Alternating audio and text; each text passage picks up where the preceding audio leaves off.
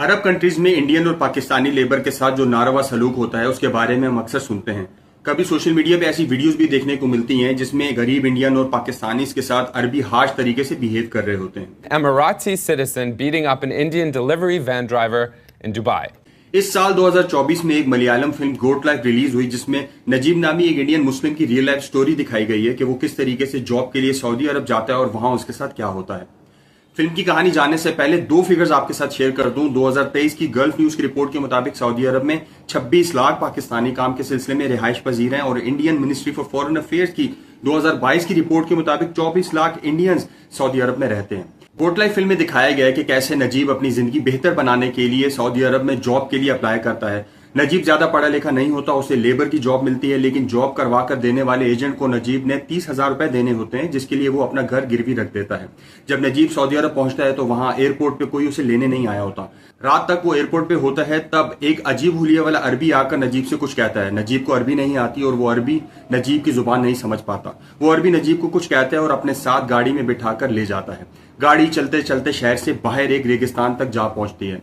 नजीब को समझ नहीं आता कि वो अरबी उसे यहां क्यों लेकर आ गया है, क्योंकि उसकी तो लेबर की जॉब हुई थी। लैंग्वेज बैरियर की वजह से वो कुछ समझ नहीं पाता। उस सहरा में नजीब को पहली रात खुले आसमान के नीचे गुजारनी पड़ती है। अगली सुबह वो अरबी नजीब का पासपोर्ट और उसके डॉक्यूमेंट्स फाड़कर फेंक देता है। उस रेगिस्तान में बेसिकली एक कैटल फार्म होता है जिसकी रखवाली के लिए वो अरबी नजीब को काम पर लगा देता है। नजीब से पहले वहां एक और इंडियन मौजूद होता है, लेकिन उस इंडियन की जुबान भी नजीब को समझ नहीं आती। नजीब फिगर आउट ही नहीं कर पाता कि वो क्या करे, वहां से कैसे निकले। एक दिन वो दूसरा इंडियन गायब हो जाता है और कैटल फार्म की पूरी जिम्मेदारी नजीब पे आ जाती है। बाकी फिल्म की कहानी नजीब की उस जगह से भागने के ऊपर है।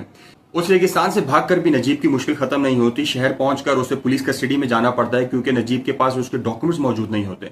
पुलिस कस्टडी में नजीब को लाइन हाजिर किया जाता है ताकि वहां के लोकल अरबीज आकर देख सकें कि ये बंदा कहीं उनके स्पॉन्सर पे तो नहीं आया था और कहीं वो मतलूब तो नहीं।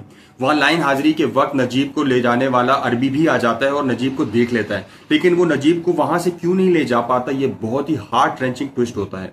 फिल्म में दिखाया गया है कि अरबी इस बात का भी लिहाज नहीं करते कि जो बंदा उनके पास काम कर रहा है वो मुस्लिम है, यानी उनके लिए उस इंसान का मजहब तक मैटर नहीं करता।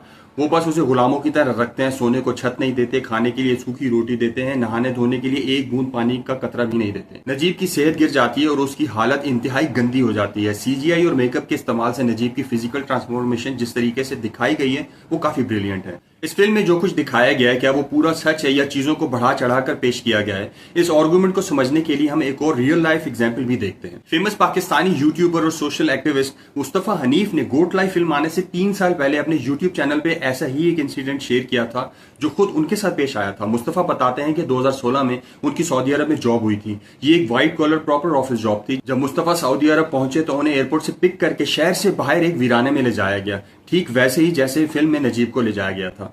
मुस्तफा को एक वीरान इलाके में एक बिल्डिंग में ठहराया गया जहां उनसे पहले कुछ इंडियंस और पाकिस्तानी ऑलरेडी मौजूद थे। मुस्तफा बताते हैं कि वो आधी रात को वहां पहुंचे, बिल्डिंग वीराने में थी। रास्ते में एक दुकान पर रुक कर उन्हें बोल दिया गया कि जो कुछ लेना यहाँ से ले लीजिए क्योंकि वहां कुछ नहीं मिलेगा जहां आपने स्टे करना है।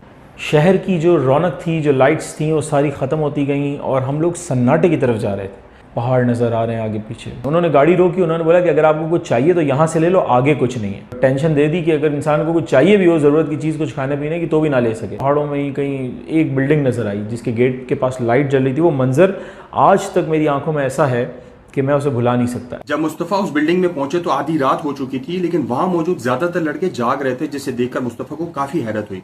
वॉशरूम गए तो वहां जितने भी वॉशरूम थे किसी में भी लॉक नहीं था। जब उन्होंने वहां पहले से मौजूद लड़कों से पूछा कि वॉशरूम्स में लॉक क्यों नहीं है, तो पता चला कि इस साल 2 लड़के खुदकुशी कर चुके हैं, इसलिए वॉशरूम्स के लॉक्स रिमूव कर दिए गए हैं। जैसे गेट के पास पहुंचा, गेट पे एक आदमी खड़ा था, उसने बोला बाहर नहीं जा सकते। मैंने बोला व्हाट द हेल यार, कि मतलब बाहर नहीं जाने कौन होता है भाई ये मेरे ऊपर रिस्ट्रिक्शन लगाने वाला। बट मैंने कंट्रोल किया क्योंकि ज़ाहिर ना वो अपना मुल्क था और ना मेरे पास पासपोर्ट था मेरा, ना कुछ था। वो ले चुके थे सब कुछ। अपना बैग वगैरह वहाँ पे रखा, फिर मैं वॉशरूम गया तो क्या देखता हूँ कि वहाँ पे दरवाज़ों में लॉक ही नहीं है। लड़के से आगे पूछा, मैंने बोला भाई ये क्या सीन है, वॉशरूम में लॉक नहीं है। इंडियन लड़के थे। उन्होंने बोला इस साल 2 लड़के खुदकुशी कर चुके हैं, वॉशरूम में बंद हो गए। मैं बिल्कुल रोंगटे खड़े हो गए मेरे में। एक्चुअली ये बिल्डिंग रिक्रूटमेंट कंपनी का कैंप था जहां उन लोगों को रखा जाता था जिनके पास जॉब नहीं थी, जो ऑन जॉब नहीं होते थे। वहां एक लड़का व्हील चेयर पे था। उसने मुस्तफा को बताया कि वो 1.5 साल पहले इंडिया से आया था, जॉब के पहले दिन उसके पांव पर पाइप गिरा जिससे उसकी टांग जाए हो गई, तब से वो यहाँ मौजूद है। ये लोग उसको इंडिया वापस नहीं जाने दे रहे और ये कह रहे हैं कि 2 साल पूरे होने के बाद वो अपने घर जा सकेगा और वापस जाने के लिए उसे टिकट भी खुद परचेज करनी पड़ेगी। उसने बताया कि मैं भी बड़े अरमान लेके इंडिया से आया था यहाँ पे, 1.5 साल हो गया मुझे यहाँ पे। बोला मेरी जिस दिन जॉब का पहला दिन था, मैं मजदूरी के लिए आया था एक फैक्ट्री में, तो उसी दिन जो पहला दिन था उसी दिन मेरे पाँव के ऊपर एक जो है वो पाइप आके गिर गया, बहुत हैवी सा, और मेरा पाँव अलग हो गया।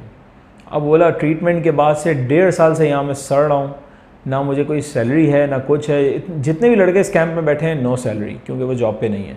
और बोला इंडिया भी वापस नहीं भेजते, मैं इनके किसी काम का नहीं हूँ, लेकिन मुझे इंडिया भी वापस नहीं भेजते। कहते हैं अभी आपको 1.5 साल हुए हैं, जब 2 साल कंप्लीट हो जाएंगे फिर भी टिकट के पैसे अपने घर वालों से मंगवाना और इसके बाद इंडिया भेजेंगे। बोला मैं गरीब लड़का हूँ, मैं क्या करूँ। और जो लड़के वहां कैंप में मौजूद थे उन्हें किसी तरह की कोई सैलरी भी नहीं दी जाती थी। मुस्तफा कहते हैं वो तो एक दिन में अपनी जॉब पर चले गए, लेकिन वो 24 घंटे उनके लिए गुजारना मुश्किल थे।